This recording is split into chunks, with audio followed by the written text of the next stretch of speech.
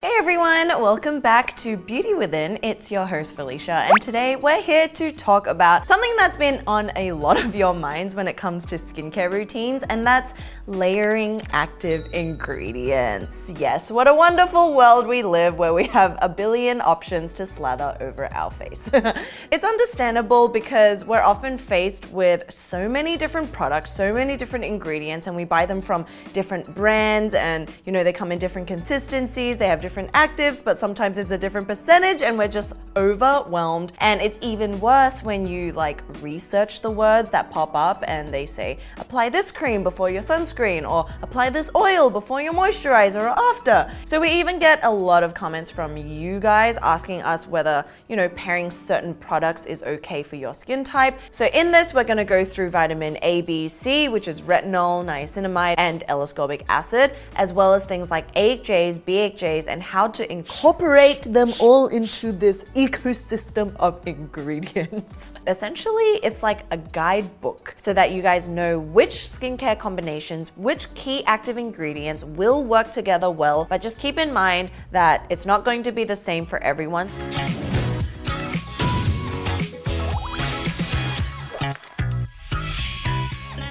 So if you guys haven't noticed, there are a lot of different active ingredients out there, so we'll quickly go over the most common ingredients that you'll find. So the first one is vitamin A, and you'll probably know of this more as retinoids or retinols. So retinoids or retinols are vitamin A derived antioxidants, and they are amazing at increasing cell turnover in our skin. So this means it helps to smooth out fine lines and wrinkles, it evens out the texture, and it even kills acne-causing bacteria, which is why it's sometimes really effective for acne-prone skin. And fun fact is, when vitamin A first came out, it wasn't an anti-aging, or it wasn't designed for wrinkles, it was actually helping with acne because it helps to constrict the pores, it helps with cell turnover, and therefore the pores aren't clogged. So other names of retinoids you might be familiar with are tretinoin, retin-A, adapalene, different, and also retinaldehyde. And if you've tried any sort of retinol or retinoid, you'll know that the side effects of vitamin A is that it can be very drying on the skin. So when you use this, you always want to pair it with much more hydration and moisturization. So now moving on to vitamin B3, otherwise known as my favorite, niacinamide. So niacinamide is known as the MVP for most skin types. Niacinamide itself is a nutrient that we find in our body and that we naturally produce that helps change carbohydrates into energy. So niacinamide has a long, well-researched and documented history into helping all sorts and every kind of facet of skin condition, like dullness, pore size. It helps balance sebum production, it helps with texture, and it works great with sensitive skin as well, because compared to things like vitamin C, which we're gonna get into in just a second, it's not as acidic. It sits around the 4.5 section of the pH scale, which means your skin will not be irritated by it. And when we talk about how to mix certain ingredients, you'll find that niacinamide actually pairs well with many different ingredients because of this reason as well. All right, now moving on to vitamin C, and there's a lot of different vitamin C derivatives, but the pure form is known as L-ascorbic acid. So vitamin C is a very, very popular ingredient, very popular. We know a lot of you guys search for it, that you want to know how to pair it. There's a lot of kind of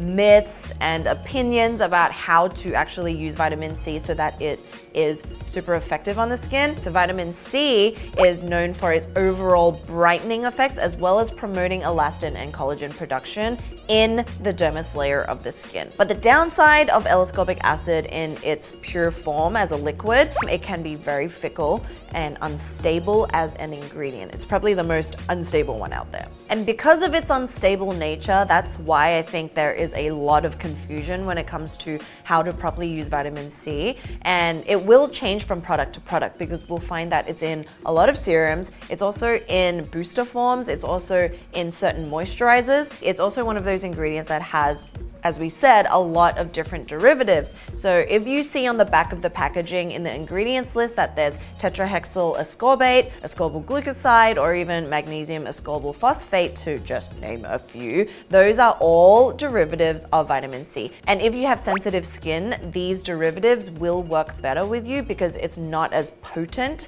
and so they're kind of formulated in a way that won't cause as much irritation. So now moving on to AHAs, also known as alpha hydroxy acid. So AHAs are actually fruit-derived or milk-derived water-soluble substances that act as chemical exfoliants for our skin. And how it works is it helps to slough away the excess dead skin that's lying on the very surface layer of our skin. So you know how we go through skin regeneration? Sometimes your skin just gets trapped in the glue and it can't actually like fly away as it should. So AHAs help unclog the pores and even out the skin tone by kind of reducing all that like deadness around, which means it also helps with blackheads and whiteheads as well. So the most common AHAs you'll find on the market are glycolic acid, lactic acid, tartaric acid, mandelic, and citric acid. And once again, all of these differ in molecular weights and sizes. So for example, the glycolic acid is the most potent because it is the smallest form, which means it can sink down deeper into the layers of the skin compared to something like lactic acid, which is a little bit better for sensitive skin because it's not as potent. So you'll find these scattered in different products. All right, now moving on to BHA, which is known as beta hydroxy acid. And if you have acne prone skin, you will know this very well, inside and out. So in a similar vein, BHA is also a chemical exfoliant that works to remove the dead cells and flakes on the skin surface. But unlike AHAs, BHA is an oil-soluble substance which allows them to penetrate deeper into our pores because our pores have sebum to then dissolve any excess or any bacteria mixed in with the sebum that's actually causing acne. So for acne-prone skin, BHA is a great option to help control sebum production. It helps to smooth and minimize the look of enlarged pores and just handle and control the breakouts that way. So now that we know what the key active ingredients are, let's go on to which pairings or which ingredients go well together. So the first pairing or the first duo, the lovely duo, hyaluronic acid and vitamin C. So for those who have been watching our channel, we talk endlessly about how dehydrated skin can lead to skin looking and feeling just really dull, without love, without a tender, loving stroke. There. So when you mix hyaluronic acid and vitamin C, you're actually getting an extra synergistic boost in the skin for brightening and hydrating. And this duo not only helps with dehydrated skin, but the vitamin C helps to even out wrinkles and discoloration and just that overall brightening effect. Moving on to the next pair, which is azelaic acid and vitamin C. You know how much I love azelaic acid. We mentioned it previously in my skincare routine, so make sure you check that out. Not only is it a skin-friendly ingredient, but it's basically a miracle in a tube because it helps to calm down inflammation, it kills off acne-causing bacteria, and it even treats post-acne marks and hyperpigmentation in a very gentle way. So when it's paired with vitamin C, these effects multiply and amplify. So if you are facing any discoloration, you want to brighten out and even out your skin tone, this is a duo that I would highly recommend. Moving on to the next best friends is retinol and niacinamide. So combining niacinamide with retinol is actually a really great combo for sensitive skin types, especially if you are kind of looking into starting a retinol infused skincare routine, because niacinamide helps the skin tolerate the potent effects of retinol. And not only does niacinamide help to dilute the retinol and calm the skin down because of its anti-inflammatory properties, but it also helps the skin to stimulate ceramide production. And ceramides are the lipids and the glues that hold our skin together so that it is strong and protected. So I love my niacinamide, I love my retinols. But just a little side note, you don't have to start retinols before you're 25. Just don't even think about it. Unnecessary. All right, so the next duo is niacinamide and vitamin C. So this one has been a controversial duo, and you'll see a lot of different articles saying that you should avoid this at all costs. But the thing is, we've previously talked about this as more of a myth because once upon a time it was true. And in those studies, the vitamin C that was studied was quite unstable and it was exposed to temperatures and heat that we're not typically exposed to as, a human being using our skincare routine in the morning and night. But now with more innovative formulations of products that include vitamin C and niacinamide, it's actually quite safe on the skin. So with that aside, combining vitamin C and niacinamide is found to help to smooth out wrinkles and even out dull and pigmented skin, especially when it concerns things like post-acne marks and hyperpigmentation. So the last duo that we'll mention before jumping into a foolproof skincare routine and how to actually, step by step put it in together is vitamin C, E, and ferulic acid. This is like the trifecta of ingredients. As we know by now, vitamin C is super unstable, but when you pair it with vitamin E and ferulic acid, it actually helps to stabilize and actually boost the efficacy of vitamin C, and it actually helps to calm down the irritation that could be happening, as well as nourish the skin in the meantime, which is why you'll find a lot of products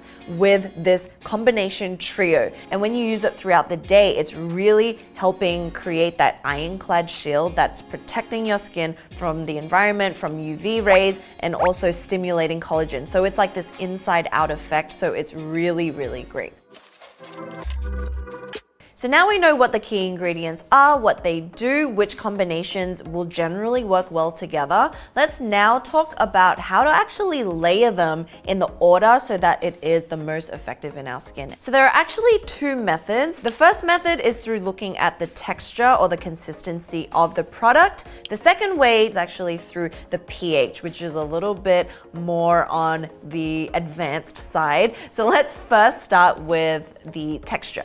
Okay, so rule of thumb is that you'll want to apply your skincare products from the thinnest or the most watery in consistency to the thickest or the creamiest or oiliest of textures. So thin consistency products are water-based and it works really quickly in sinking into our skin. So these include things like toners and serums. Then thick textured products will contain more oils that serve as emollients. So emollients just means that it helps to trap the water or the hydration in our skin, and it also softens the skin. But this is very different to actually hydrating. So what moisturizers and these thicker ingredients do is it acts as a blanket to make sure everything that you applied beforehand, which is the more watery products, to keep that all trapped into the deeper layers of the skin so that the cells are hydrated and happy. Another way of looking at this is when you combine oil and water. When you place both into a glass, you'll notice that the oil and water separate into two layers, right? So the oil is floating on the top while the water is settling on the bottom. So this is a very simple visual representation of what can actually happen on our skin. This is why we want to apply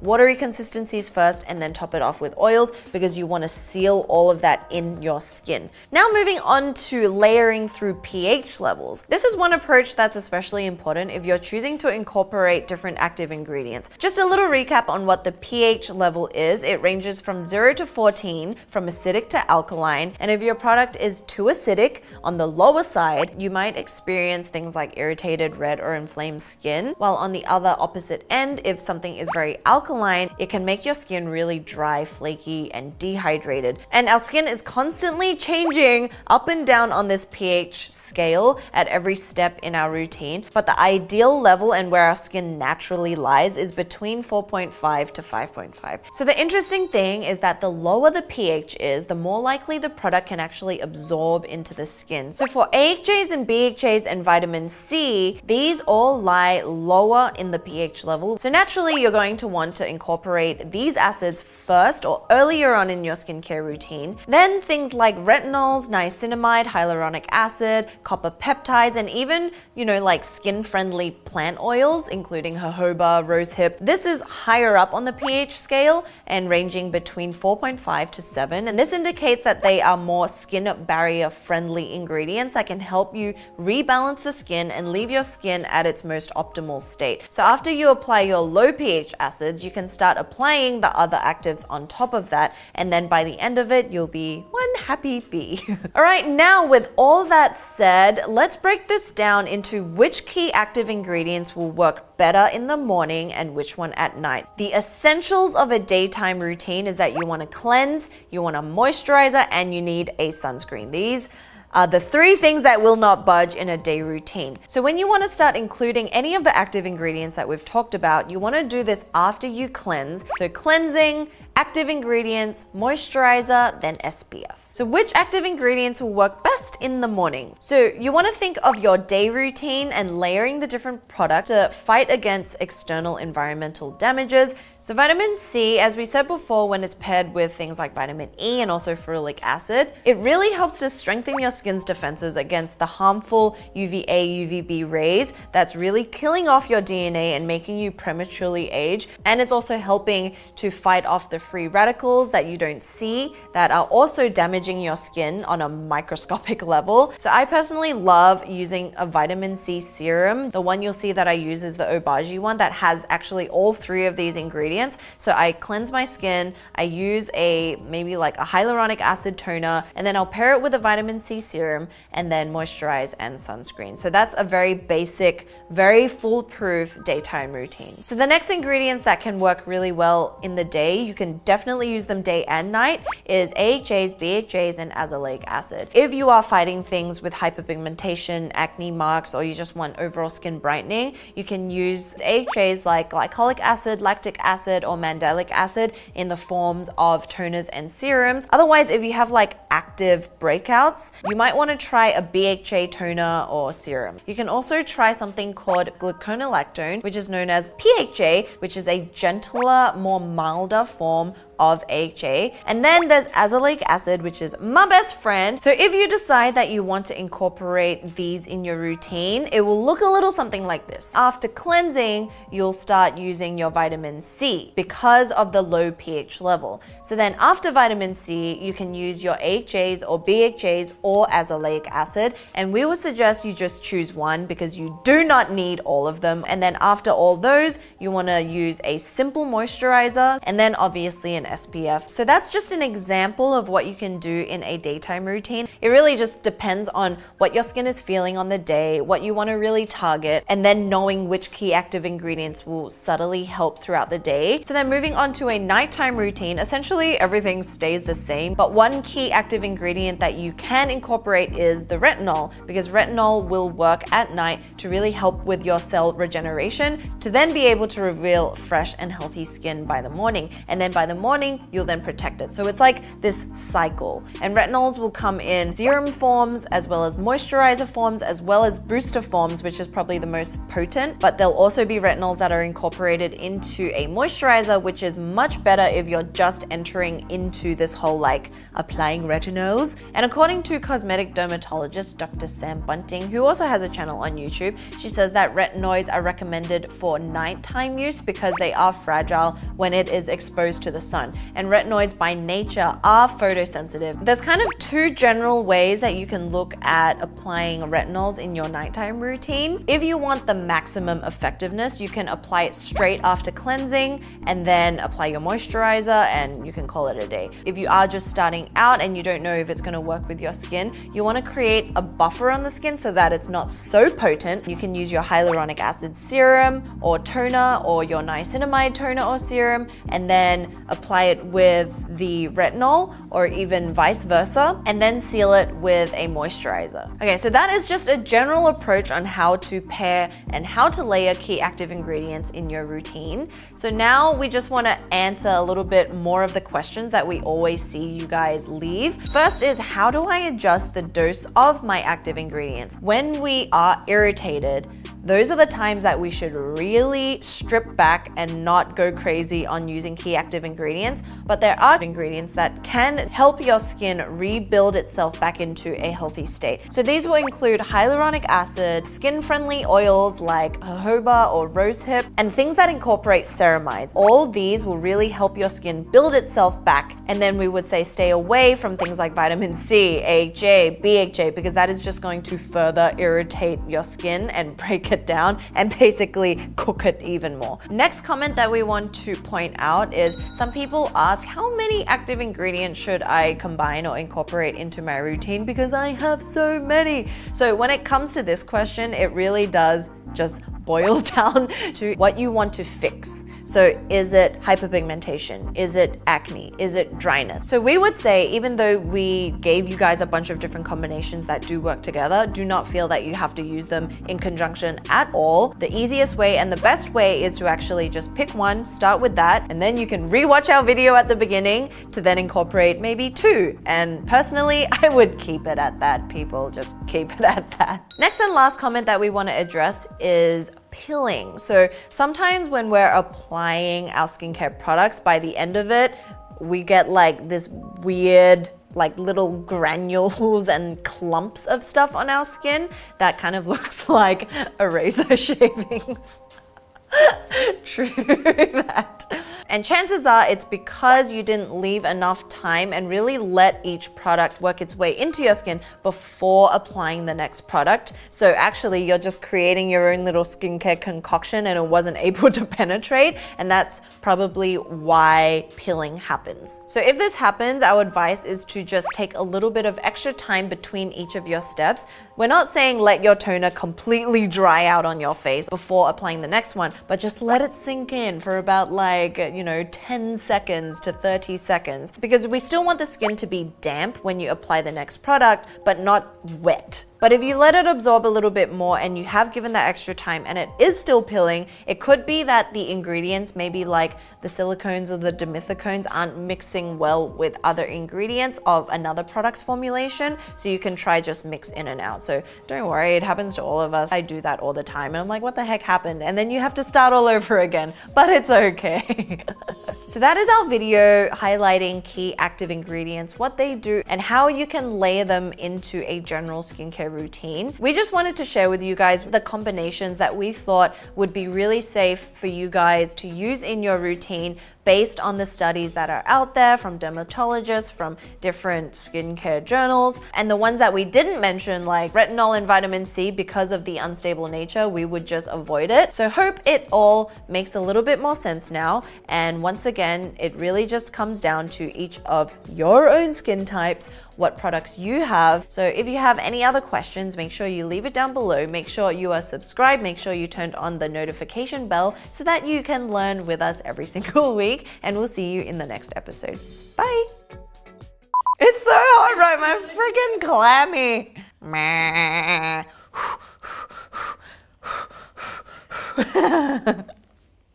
And I'm wearing leather. And retinol and retinaldehyde. So niacinamide is known as the MP3. Okay. Oh my God, this tea is so good.